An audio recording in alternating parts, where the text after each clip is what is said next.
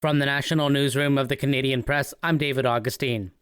A federal union leader says Prime Minister Mark Carney's promise to cut the public service through attrition is reckless. Public Service Alliance of Canada head Sharon D'Souza says thousands of permanent public servants have already been told their jobs are being cut through direct layoffs, not retirement or other voluntary departures.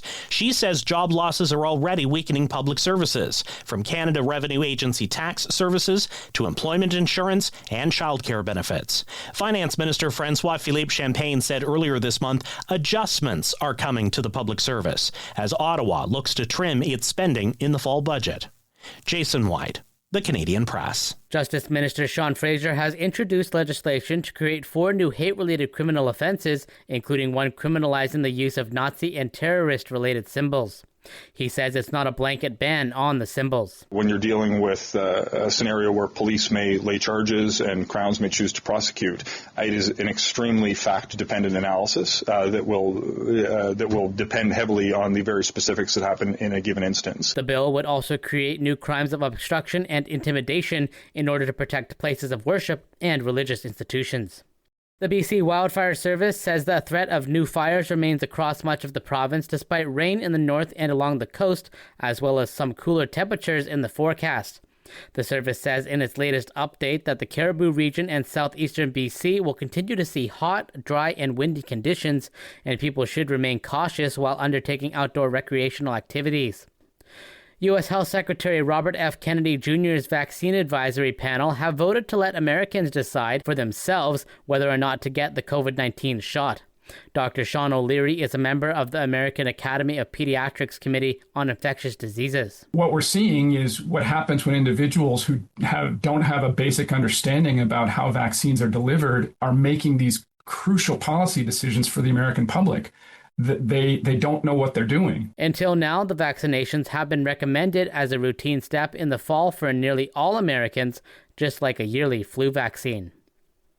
And Republican Senator Ted Cruz is comparing the head of the Federal Communications Commission to a mob boss.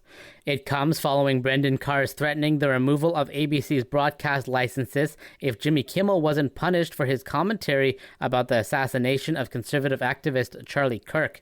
Cruz criticized the FCC chairman over his efforts to curtail free speech. I think it is unbelievably dangerous for government to put itself in the position of saying, we're going to decide what speech we like and what we don't, and we're going to threaten to take you off air if we don't like what you're saying. Carr called Kimmel's remarks truly sick and has suggested his agency would look into them. This is the Canadian Press. In sports, did the Blue Jays clinch a playoff spot? Unfortunately not, as the wait continues after the Jays got annihilated by the Kansas City Royals 20-1 on Friday. Max Scherzer gave up 7 runs in the first inning of the game, and the Jays never recovered.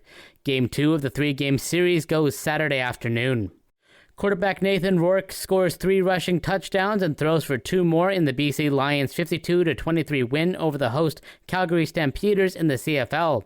Stampeders head coach and general manager Dave Dickinson says the Lions were more prepared to play than his team. Hard to watch because it doesn't look like us, but I give them credit first off. They were more prepared and they beat us up, and they kicked our ass. The Stampeders have lost 2 in a row, but are still ahead of the Lions in the West Division at 8 wins and 5 losses. The Lions are 7-7. From the Canadian Press, I'm David Augustine. Thanks for listening. Don't forget to follow and subscribe. For more of today's top stories, visit thecanadianpressnews.ca.